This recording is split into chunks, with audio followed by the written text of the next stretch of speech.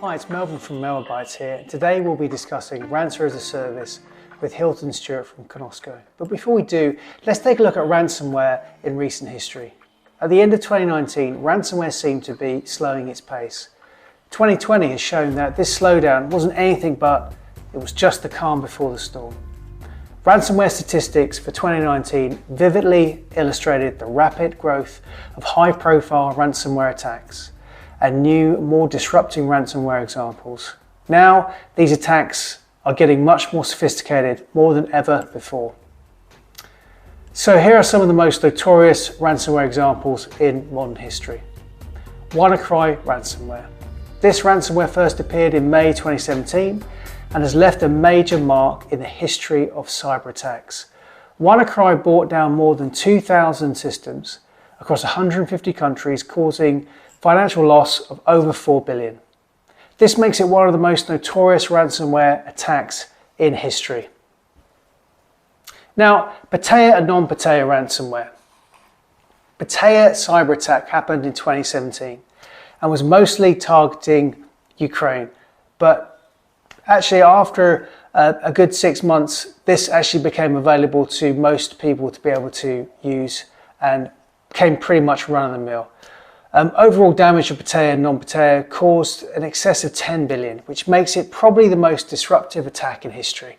And while Patea malware is shaped only to take a few bitcoins, non-Patea evolved as a full-scale political cyber attack. Next on the list is Locky ransomware. So this ransomware strain was released in 2016, and unlike non-Patea, had no major reason behind it except to make money. The ransom payment demand is one of the highest as well in the industry, half a bit to 1 Bitcoin. Next is Raku ransomware. The family that had produced this virus started its way in 2018 and since then earned 3.7 billion. That's about 52 payments only, which is insane. It targets big organizations and other high-value figures using military-grade encryption algorithms that are extremely hard to decrypt. So today we're going to be speaking to Hylton Stewart from Conosco. Conosco are a specialist MSP providing advanced security services. So welcome, Hylton. Could you tell us a little bit more about what you do at Conosco, please? So yes, my name is Hilton Stewart. I'm the head of security at Conosco. I lead the Conosco security division, which encompasses at a company level both the cybersecurity type work streams, the more technical security aspect, as well as the information security work streams as well, the more policy, governance, risk and compliance type work streams, which we have. We brought both departments together under a single heading, if you will, to take advantage of the sort of synergy between InfoSec and CyberSec so that they're not standalone elements. We tend to see a lot of specializing in this area. So tell me a little bit about the vulnerability and some of the audits, security audits that you do for your customers, please. So we do, under the sort of the guise of InfoSec, if you will, as well as slightly on the CyberSec side, we tend to specialize in the ISO 27000s and 9000s in terms of internal auditing, but we also do audit checks against preparation for Cyber Essentials, for example, though we're not a certification body. We can assist clients with that general best practice InfoSec tech reviews and health checks as well. We do from an auditing perspective too. Yes. Could you give us your experience of what you've seen in the industry, especially around ransomware as a service? We'd love to get your your insight into that, please. It's quite a hot topic over the last few months. It certainly has been. I mean, ransomware has been around in many guises for quite a while, a long time, certainly not going to go anywhere. The important thing, I think, with ransomware as a service is the commercialization of ransomware infections, making them available as a service. It's not just things like cloud email and cloud hosting, that software as a service that are becoming more prevalent. It's now also attack vectors and things on the malicious side of the bench, if you will, that are now being made available as a service, available to less skilled hackers, to a broader base of malicious actors now to target businesses. And I think that is going to continue to be the trend more and more, with a broader range of attack types. I mean, ransomware is one of the big ones we see. Phishing as well, phishing as a service type type incidents are always on the rise. So it's good to remind businesses that I think it's not just the good guys that follow certain trends, it's the bad guys that tend to mirror the same trends in industries as well. So. And also as well, any tips that you can give us to avoid getting caught out, being a victim of this type of attack? The thing, I mean, it's something in excess of 90% of most breaches occur from phishing emails, for example, and now those sort of services are available to, not to use too much of a sort of generalization or classic image, but anybody sitting in a basement, now has access to be able to infiltrate most organizations and drop ransomware to exfiltrate data. It's no longer just nation states and advanced persistent threats and the really skilled guys anymore. Yeah, I mean, it's just not lone wolves, is it? These are highly motivated, highly experienced groups of individuals working together. So could you give us a notable attack that you've seen that's caught your eye? Last 12 months has been an interesting period in security generally.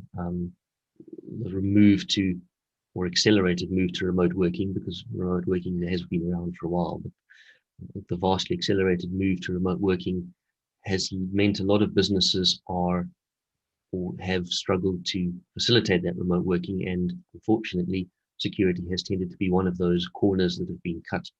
And I think we've seen generally quite a lot of what I call security debt being built up over the last sort of 6 to 12 months specifically. Businesses have done what they needed to do to continue their operations, as businesses need to do. And unfortunately, that's meant that security has sometimes taken a bit of a back seat and has been put sort of not front of mind at the moment. So there's been obviously the current increase in malicious attacks taking advantage of remote working, but also it's shifted the areas of protection that you used to have. You used to be reliant on your corporate network, on your firewalls to protect your employees most of the time. And much more now we're seeing a shift to needing security on the endpoint. We see drivers for things like zero trust models being much more important now, conditional access being much more important, and essentially a greater risk or vulnerability of data access based on this remote working elements at the moment. That's one of the big ones that we see is what the increase in remote working, or rather the unprepared increase in remote working, has brought. So we couldn't end this without discussing the SolarWinds attack. Give us your opinion on what happened with SolarWinds, and is this a trend that we're seeing for the future? What's your thoughts, please? Very interesting, as nasty as it sounds to say, this is a very interesting incident or attack. I mean, it's highlighted supply chain risks, I think, about as well as everything can do, going back from the days of the sort of Target breach in years gone by. And I think we're still going to continue to see some more fallout from it in terms of companies that have been affected. And it's not just small companies. I mean, we're talking to a greater or lesser extent, the big guys like the Mimecast and the Palo Altos of the world as well, that have relied on this technology. And I think we'll see, hopefully, and one of the outcomes is that a lot more attention will be paid to supply chain due diligence and issues, making sure that the suppliers you use are decently secured in their own right, so that you're not essentially opening up doors of entry into your infrastructure by using third parties, but also just an increased awareness of the possibilities that really are out there. Everybody would have thought these big players and companies like SolarWinds were immune to these sort of issues, and this just hammers home really that no one is. Absolutely, I think you're spot on, and they won't be the last. Okay, great. Well, listen, thanks for today. I really appreciate it. I think you do have so much to share, a lot of information around ransomware and security best practices. We'd love to maybe have another session and go through how to do a vulnerability test and other best practices that we could discuss at another time. So thanks ever so much, Hilton.